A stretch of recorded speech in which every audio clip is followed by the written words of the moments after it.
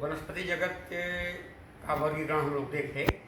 अब जंतु जगत का वर्गीकरण, यहाँ पर जंतु जगत का एक छोटे से चार्ट के रूप में हम लोग जानेंगे। जंतु जगत जो प्लांट के बाद एनिमैलिया है, किंगडम एनिमैलिया, जंतु जगत का वर्गीकरण, इसका वर्गीकरण हम लोग करेंगे। क्लासिफिकेशन ऑफ किंगडम एनिमैलिया,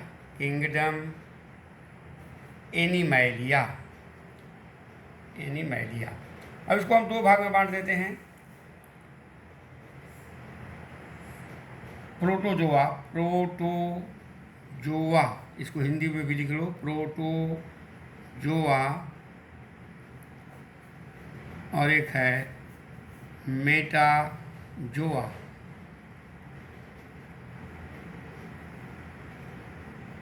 प्रोटोजोआ और मेटाजोआ ये एक कोशिकीय हैं, एक कोशिकीय,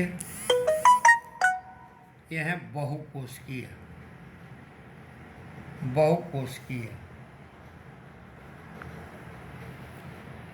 ये है कार्डेटा।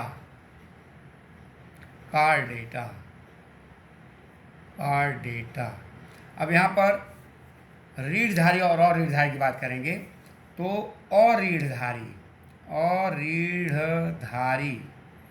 अरीढ़धारी को हम कहेंगे इनवर्टिब्रेट।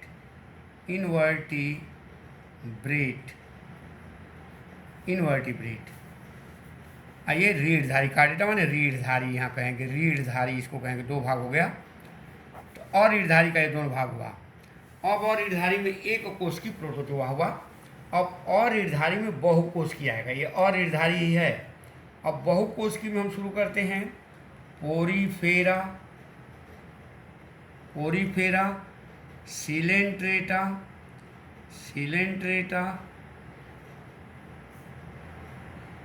प्लेटीहेल्मिन्थीस,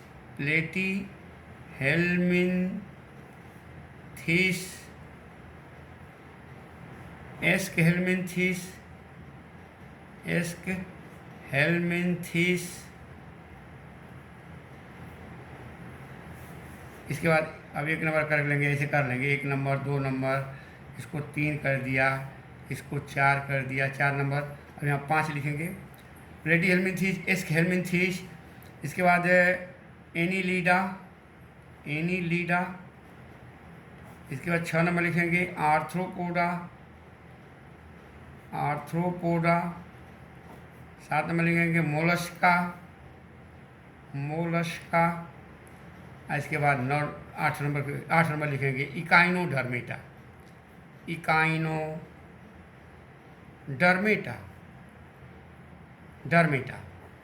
ये हुआ। इसके बाद रीढ़धारी को, अब हम रीढ़धारी को बाद में पढ़ेंगे, पहले इसको देख लिया जाए। अब एक विशेषता हम जानेंगे, जैसे जिसमें रीढ़ की हड्डी नहीं है, जिसमें नोटोकार्ड नहीं है। अब रीढ़ की हड्डी की बात नहीं करूँगा, वहाँ नाम देंगे नोटोकार्ड। जिसमें नोटोकार्ड जीवन की किसी भी अवस्था में जिस जंतु में नोटोकार्ड नहीं पाया जाए उसको हम कहेंगे अरीढ़धारी प्राणी। अब अरीढ़धारी में प्रोटोजोआ एक प्राय एक कोशिकीय होंगे, ये एक कोशिकीय है। प्रोटोजोआ एक कोशिकीय, ये बहुकोशिकीय, हमने लिख दिया है एक कोशिकीय, ये बहुकोशिकीय। तो प्रोटोजोआ एक कोशिकीय होते हैं, इनका शरीर एक ही कोशिका का बना होता है। जैसे अमीबा हुआ, पैरामीशियम हुआ, यूग्लिना हुआ। इसमें प्रचलन अंग जो होता है, ये प्राय जली हुई होते हैं, ज़्यादा जली होते हैं और सूक्ष्मदर्शी होते हैं। एक कोशिकीय, ये प्रो माने पहला, जो माने जंतु, जानवर में। प्रोटोजोआ का मतलब प्रो माने प्रथम, जो माने एनिमल, जो पहला एनिमल। धरती के सबसे सूक्ष्म जंतुओं में प्रोटोजोआ वर्ग के जंतु आते हैं। अमीबा ये प्राय स्वतंत्र जीवी जलीय होते हैं, परजीवी के रूप में भी पाए जाते हैं, कुछ परजीवी के रूप में भी होते हैं।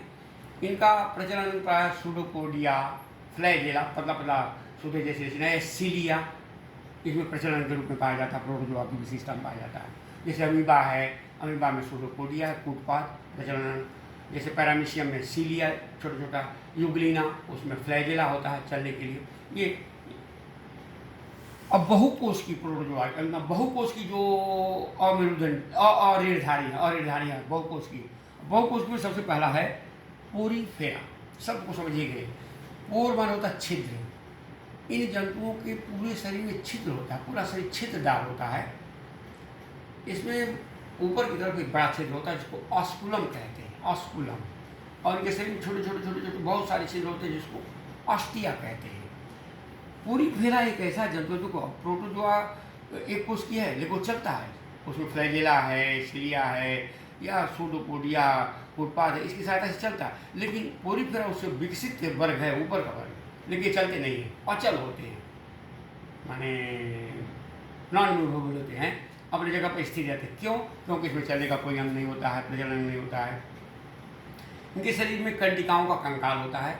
जितने स्पंज हैं, साइकन है, यूस्पॉन्जिया है, स्पॉन्जिला है, ल्यूकोसोलिनिया, ये सब स्पंज वर्ग के जंतु होते हैं। ये अचल होते हैं, किसी चट्टान वगैरह से और स्थिर होते हैं या किसी जंतु के शरीर पर स्थिर हो जाते हैं। छोटे छोटे जंतुओं का समुद्री होते हैं, प्राय समुद्री होते हैं, समुद्र में पाए जाते हैं। इनके शरीर में कंडिकाओं का कंकाल होता है। दूसरा होता है इससे विकसित जंतु होता है सिलेंट्रेटा। इसको हम निडेरिया भी कहते हैं, ध्यान में रखो, दो नाम है, निडेरिया भी है, इसका नाम निडेरिया भी यहाँ कहेंगे। और प्लेटीहेल्मिन्थीज के बाद जो एस्केहेल्मिन्थीज है इसको निमेटोडा भी कहते हैं, क्योंकि निमेटोडा भी करके क्वेश्चन कभी पूछा जा सकता है कि निमेटोडा और की विशेषता बताइए। एस्केहेल्मिन्थीज को निमेटोडा कहेंगे। सिलेंट्रेटा इस वर्ग के जंतु कुछ विकसित होते हैं।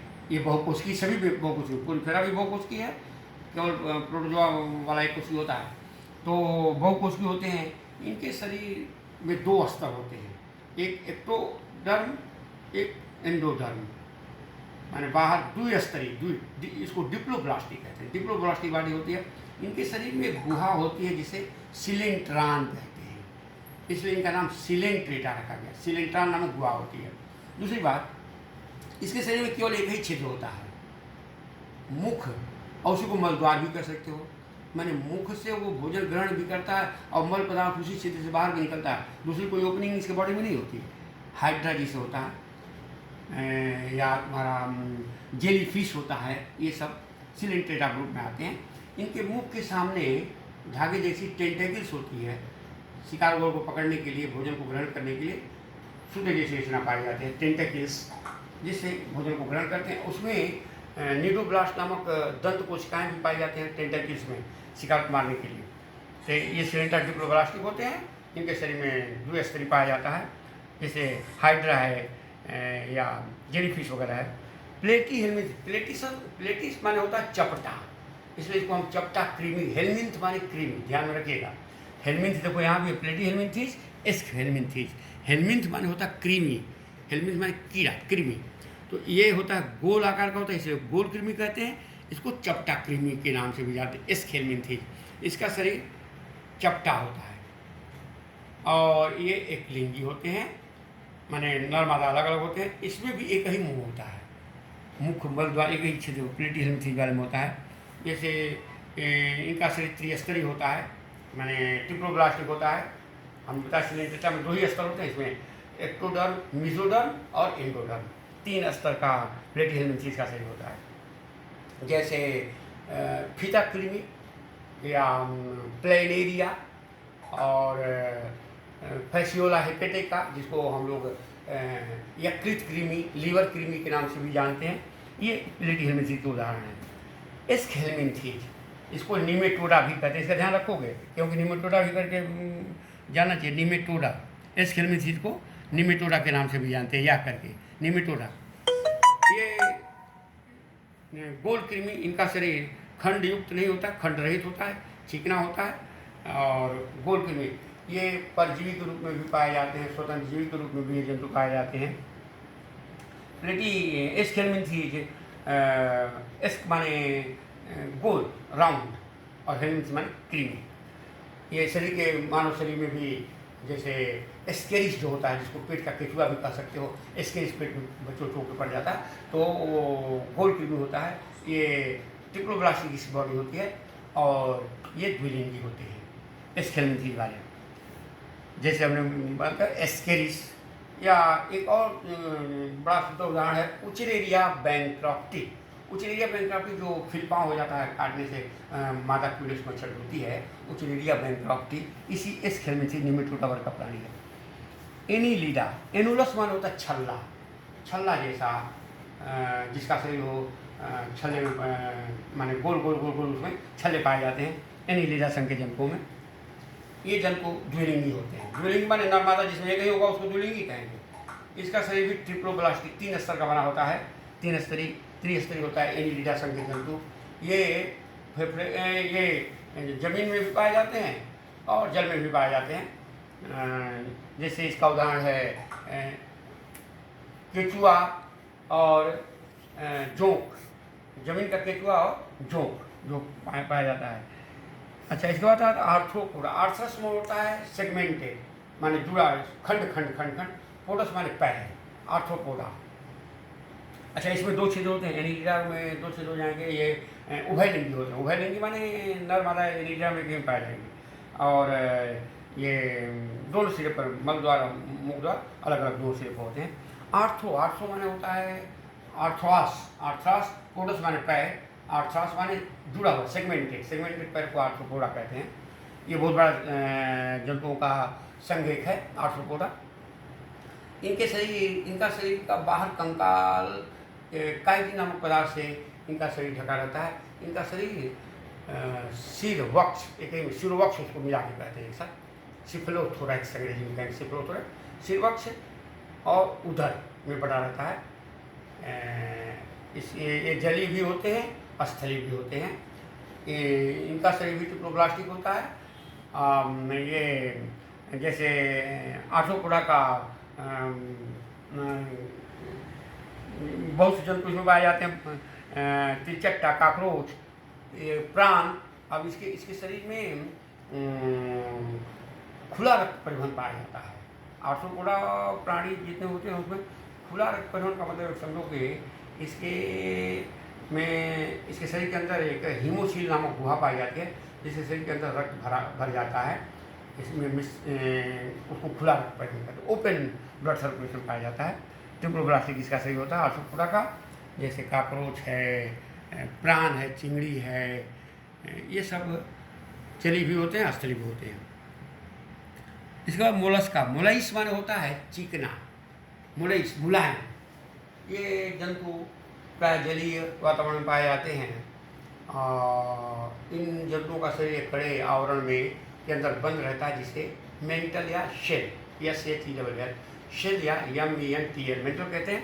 इसका कड़े आवरण का शरीर बंद रहता है। ये जंतु एक लिंगी ही होते हैं। आर्थ्रोपोडा के संघ के भी जंतु एक लिंगी में नर मादा अलग अलग पाए जाते हैं। मोलस्का में भी एक लिंगी होते हैं। ये स्थलीय और जलीय दोनों वातावरण में पाए जाते हैं। जैसे घोंघा, सीप वगैरह जंतु का ये शंख वाला एक जो जंतु होता है, शंख, इसी मोलस्का संघ के प्राणी कहलाते हैं। इनका शरीर चिकना होता है, चिकना, और बाहर से कैल्शियम कार्बोनेट का एक कड़ा आवरण रहता है। इसमें मांसल पैर, मस्कुलर फूट जो होता है, चलने का अंग होता है, प्रचलन के लिए मांसल मस्कुलर फूट पाया जाता है। इसके बाद आता है इकाइनोडर्मेटा। इकाइनस में होता है कांटा, कांटेदार इसका शरीर होता है। और इसके शरीर में तारे के आकार का इसका शरीर में इकाइनोडर्मेटा संघ के जंतुओं का शरीर होता है। जैसे इसमें तारा मछली, स्टारफिश का नाम आता है, जो जलीय प्राय समुद्र के जल में जलीय वातावरण में पाए जाते हैं। इकाइनोडर्मेटा ये बहुकोश की पोरीफेरा से लेकर के इकाइनोडर्मेटा तक की जो 7 संघ हैं, 8 और सब मिला करके 9 हो गए। तो 9 जो है ये इनवर्टिब्रेट और रीढ़धारी जंतु 9 वर्गों में बांटा गया। इनके 2-2, 3-3 पॉइंट्स आपको इसको जानना चाहिए विशेषता में, और उदाहरण एक 2 उदाहरण के साथ। अब आते हैं हम रीढ़धारी, कार्डेटा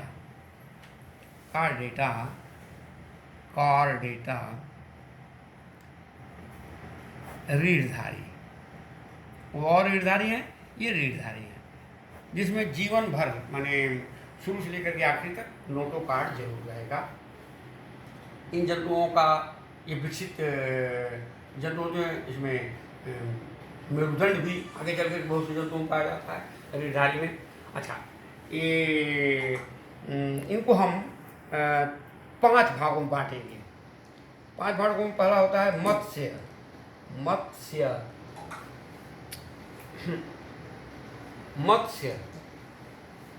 मत्स्य माने पाइसेस माने मत्स्य वर्ग।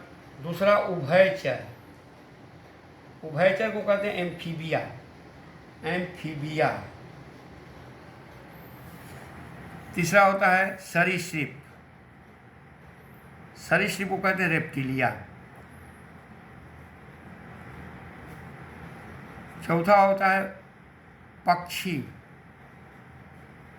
एवीज। और पांचवा होता है स्तनधारी, स्तनधारी मैमल्स, मैमल्स। ये सभी के सभी इसमें नोटोकार्ड जरूर पाया जाएगा। और इसमें भ्रूणावस्था में, भ्रूणी अवस्था में गिल स्लिट माने गलफड़ के पाए जाते हैं। और भ्रूणी अवस्था में पूंछ भी समय पर पूंछ की उपस्थिति मानी गई है, पाई जाती है रीढ़धारियों में, कार्डेटा में। अब पहला वर्ग है मत्स्य वर्ग, मछलियों का वर्ग। सबसे रीढ़धारी जहाँ रीढ़ की हड्डी, जहाँ नोटोकार्ड जो है विकसित अवस्था में वो मेरुदंड का रूप रीढ़ की हड्डी बन जाती है। तो मछली वर्ग की विशेषता ये प्रायः जली जंतु होते हैं। इनका शरीर स्केल्स, सल्कों से रखता है, सल्क विहीन भी मछलियाँ पाई जाती हैं। अच्छा, मछलियों में कार्टिलेजिनस और अस्थि और उपास्थि युक्त मछलियाँ पाई जाती हैं, बोनी फिशेस अस्थि। इनमें तैरने के लिए जल में फिन्स पाए जाते हैं इनके शरीर पर। इनका शरीर स्केल से ढका रहता है। श्वसन के लिए इसमें गिल्स होती है, गिल्स गलफड़ जिसको हम कहते हैं। ये जलीय जंतु होते हैं। इनमें इनका हृदय जो होता है उसको हम वेनस हार्ट कहते हैं। इसमें एक अलिंद और एक नीलक सीधे सीधे रहता है, जिसमें हमेशा अशुद्ध रक्त का ही परिवहन होता है मछलियों में। इसके बाद इससे जब विकसित आगे की तरफ हम बढ़ते हैं तो उभयचर, उभय माने दो स्थानों पर रहने वाला, माने जल में भी रहेगा, स्थल पर भी रहेगा, उसको हम उभयचर कहेंगे। ये जंतु, इनका लार्वा से विकसित होकर के जंतु, इनके हृदय में 3 चैम्बर पाए जाते हैं, 2 अलिंद और एक नीलय। अच्छा, दूसरी बात, ये जंतु जैसे मत्स्य वर्ग है, ये शीत रक्त प्राणी और गर्म रक्त प्राणी। यहाँ 2 चीज़ समझोगे, शीत रक्त प्राणी का कोल्ड ब्लडेड एनिमल और गर्म रक्त प्राणी वार्म ब्लडेड एनिमल, 2 तरह के जंतु होते हैं। शीत रक्त प्राणी का मतलब होता है जिन जंतुओं के शरीर का तापक्रम वातावरण के तापक्रम के घटने बढ़ने से घटता बढ़ता नहीं है, उनको हम घटता बढ़ता रहता है, घटता बढ़ता रहता है। जैसे वातावरण ठंडा है तो उनका शरीर का टेम्परेचर भी ठंडा हो जाएगा, वातावरण गर्म है तो उनके शरीर का टेम्परेचर तापक्रम बढ़ जाएगा, तो उनको हम शीत रक्त प्राणी कहेंगे, क्वाइकुलोथर्मी। और मान असमतापी, शीत रक्त को हम कहेंगे असमतापी, समतापी नहीं, असमतापी, जिसके शरीर का तापक्रम असम हो, बराबर ना हो। और गर्म रक्त प्राणी को कहते हैं जिसके शरीर का तापक्रम वातावरण के तापक्रम के घटने बढ़ने से कभी घटे बढ़े नहीं, हमेशा समतापी, होमायोथर्मी, वाइकुलोथर्मी, असमतापी, होमायोथर्मी, समतापी। टेम्परेचर जैसे मनुष्य है, हम लोगों के शरीर का टेम्परेचर हमेशा समान रहता है, जब बुखार होता है तब टेम्परेचर बढ़ता है। तो उभयचर ये शीत रक्त प्राणी होते हैं। मछलियाँ ये शीत रक्त प्राणी, सरीसृप ये शीत रक्त प्राणी होते हैं। ये 3 वर्ग शीत रक्त है, शीत रक्त प्राणी इसको हम कह सकते हैं। शीत रक्त प्राणी माने कोल्ड ब्लडेड एनिमल, शीत रक्त प्राणी जिनके शरीर का तापक्रम वातावरण के तापक्रम घटने बढ़ने से घटता बढ़ता रहता है। और ये जो 2 वर्ग है पक्षी, ये गर्म रक्त प्राणी हैं। इसको थोड़ा सा जानोगे, गर्म रक्त प्राणी माने इनके शरीर का तापक्रम जो है समतापी, ये समतापी होमायोथर्मिक कहलाते हैं। ये असमतापी, असमतापी माने इनके शरीर का टेम्परेचर असम होता है, घटता बढ़ता रहता है, तो असमतापी हिंदी में कह सकते हैं। उभयचर माने जल और स्थल दोनों जगहों पर रहते हैं। इनमें लार्वा की अवस्था में बायोगिल्स भी पाई जाती है, लेकिन वयस्क अवस्था में गिल्स नहीं होती है, ये श्वसन फेफड़े द्वारा करते हैं। जैसे टोड है, मेढक है, ये उभयचर जीवन व्यतीत करते रहते हैं। इनके हृदय में 3 चैम्बर होते हैं, 2 अलिंद और एक नील। सरीसृप जो रेंग के चलने वाले प्राणी हैं, ये अस्थली होते हैं। कुछ सरीसृप जली भी होते हैं, जैसे मगरमच्छ वगैरह होते हैं, सरीसृप वर्ग के प्राणी हैं, जली भी होते हैं, लेकिन ज़्यादातर अधिकतर अस्थली जंतु होते हैं। इनका शरीर, अच्छा, इसमें इसका हृदय भी 3 ही चैम्बर में बटा। तो कुछ सरीसृप को अपवाद स्वरूप हृदय में 4 चैम्बर होते हैं, जैसे मगरमच्छ क्रोकोडाइल, उसके हृदय में 2 अलिंद और 2 नीले होते हैं, लेकिन अधिकांश में 2 अलिंद और नीले भी आधे से अधिक बना रहता है, धीरे धीरे विकसित हो रहा है जंतु, उभयचर से सरीसृप हो गया। इस शीतल प्राणी होते हैं क्योंकि इनके शरीर का टेम्परेचर घटा होता है। सांप हैं, ये छिपकलियाँ हैं, ये सब सरीसृप वर्ग के प्राणी आते हैं। अब इनसे विकसित जब हम जाते हैं तो पक्षी वर्ग का प्राणी आता है। पक्षी वर्ग के प्राणी में हृदय में 4 चैम्बर होगा, 2 अलिंग 2 नीले होगा। इसका अगला पैर डैना में बदल जाता है, जो उड़ने के लिए डैना विंग उड़ने में सहायता करता है। इसके मुंह के सामने चोंच होती है, दंत रहित, दांत नहीं रहते, चोंच रहती है, और सिर और उधर और इसके बाद पूंछ में इनका शरीर बटा रहता है। 2 पैर होते हैं, आगे के पैर इनके डैने में रूपांतरित होकर उड़ने में सहायता करते हैं। ये गर्म प्राणी होते हैं, इनके शरीर का टेम्परेचर वातावरण के टेम्परेचर के अनुसार घटता बढ़ता नहीं रहता है। और सबसे विकसित प्राणी जैसे कबूतर है, गौरैया, पक्षी वर्ग का प्राणी जो भी होता है उसका उदाहरण स्तनधारी, इसका शरीर पंखों से ढका रहता है। माने शीतल प्राणी, गर्म प्राणी, इसका शरीर पंखों से अगर उड़ रहा है पक्षी ऊंचाई पर तो उसके शरीर का टेम्परेचर बना रहे, इससे शरीर पंखों से ढका रहता है और उड़ने के लिए अगला पैर डैने में बदल जाता है। स्तनधारी वर्ग के प्राणी विकसित होते हैं। अब स्तनधारी में अब हम बहुत इसको डिटेल में नहीं जाएंगे। अब स्तनधारी अगर हम मैमल्स को बांटें तो प्रोटोथीरिया, मेटाथीरिया, यूथीरिया, इसमें भी स्तनधारी में ये सबसे विकसित वर्ग के प्राणी हैं। जंतुओं में सबसे विकसित वर्ग होता है जिसमें हम लोग आते हैं स्तनधारी। स्तनधारी का मतलब होता है जिसमें मादा बच्चे को दूध पिलाती है। अच्छा, इसमें इसका हृदय 4 चैम्बर बटा रहता है। इसमें बाह्य कर्ण होते हैं, जैसे कर्ण, इसको पिन्ना कहते हैं। जितने स्तनधारी होते हैं, जैसे चमगादड़ भी स्तनधारी है। अच्छा, कुछ में ऐसा नहीं बाह्य कर्ण होते हैं, कुछ जलीय स्तनधारी भी होते हैं, जैसे वेद जलीय स्तनधारी है। अच्छा, ऐसा स्तनधारी है जो अंडा भी देता है, हालांकि बच्चे पैदा करते हैं। 2 तरह के जंतु होंगे, अंडे देने वाले, बच्चे पैदा करने वाले। अंडे देने वाले को कहते हैं ओविपेरस। स्तनधारी भी अंडा देता है, ऐसा सुनने में आश्चर्य लगेगा, लेकिन इक्रिना नामक एक ऐसा जो प्रोटोथीरिया, मेटाथीरिया, यूथीरिया, ऐसे स्तनधारी जो कुछ भी होते हैं, कुछ हैं जो बच्चे को पेट के अंदर बनी हुई थैली, जैसे कंगारू का नाम सुना होगा। कंगारू, उसका खूब प्रौढ़ भ्रूण नहीं होता है,